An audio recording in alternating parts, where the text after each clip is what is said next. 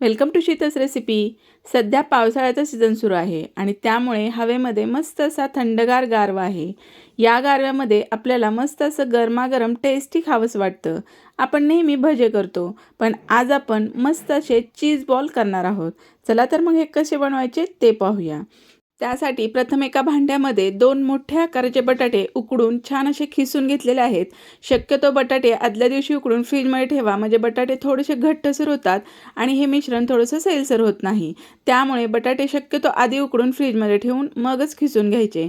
आता खिसलेल्या बटाट्यामध्ये बारीक चिरलेला कांदा टाकला, बारीक चिरलेली कोथिंबीर टाकून घ्यायची, आलं लसणाची पेस्ट टाकायची, चवीनुसार यामध्ये मीठ टाकायचं।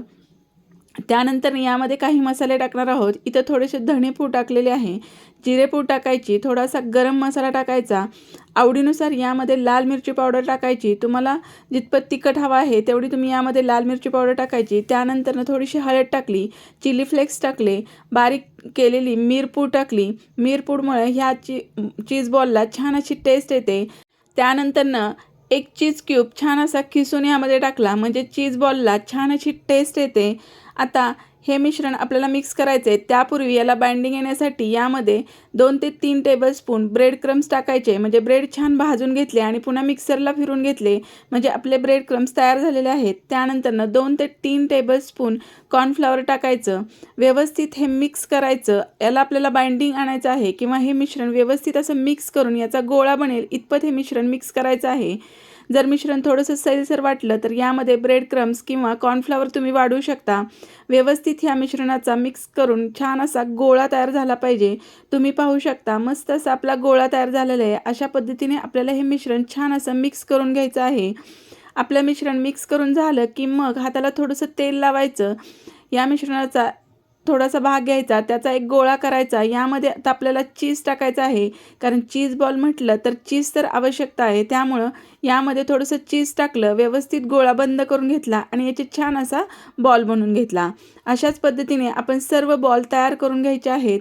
ही रेसिपी अगदी छान लागते, मुलांना तर नेहमी आवडते। नेहमी आपण भजे किंवा वेगवेगळे प्रकार करतो, आज हाही प्रकार तुम्ही करून बघा, नक्की तुम्हाला आवडेल। अशाच पद्धतीने आपण सर्व बॉल तयार करून घ्यायचे। अशा पद्धतीने आपण सर्व बॉल तयार करून ठेवू शकतो आणि ऐन वेळेस फक्त आपण हे तळून खाऊ शकतो, कारण एकदम तळले तर ते थोडेसे लूज पडतात। त्यामुळे गरमागरम हे चीज बॉल खायला अगदी छान अशी मजा येते। त्यामुळे अशा पद्धतीने बॉल करून तुम्ही फ्रीजमध्ये ठेवू शकता, खायच्या वेळेस फक्त हे अशा पद्धतीने तळू शकता। आता इथं मी एका वाटीमध्ये 2 ते 3 टेबलस्पून कॉर्नफ्लॉवर घेतलेले आहे, त्यामध्ये चवीनुसार मीठ टाकलं, थोडीशी मिरपूड टाकली आणि हे व्यवस्थित बॅटर छान असं पातळसर तयार करून घेतलेलं आहे। त्यानंतर आपण आधी करून घेतलेला ब्रेड क्रम्स तर आहे तोही एका प्लेटमध्ये छान असा पसरून घ्यायचा। आता तळण्यापूर्वी प्रथम काय करायचं तर चीज बॉल जो केलेला आहे तो कॉर्नफ्लॉवरच्या मिश्रणामध्ये छान असा घोळून घ्यायचा। त्यानंतर परत हा जो चीज बॉल आहे तो ब्रेड क्रम्समध्ये छान असा घोळायचा। सर्व बाजूनी व्यवस्थित याला ब्रेड क्रम्स लावून घ्यायचे आणि मग हा बॉल आपल्याला छान असा क्रिस्पी तळायचा आहे। ब्रेड क्रम्समुळं आणि ह्या कॉर्नफ्लॉवरच्या बॅटरमुळं ह्या ज्या चीज बॉलला आहे तो त्याला असं वरून क्रिस्पीपणा येतो, त्यामुळं अजूनच खायला टेस्ट येते आणि मस्त असे क्रिस्पी बॉल आपले तयार होतात। मीडियम टू हाय फ्लेमवरती आपल्याला हे बॉल छान गोल्डन ब्राऊन रंगावरती तळून घ्यायचे आहेत।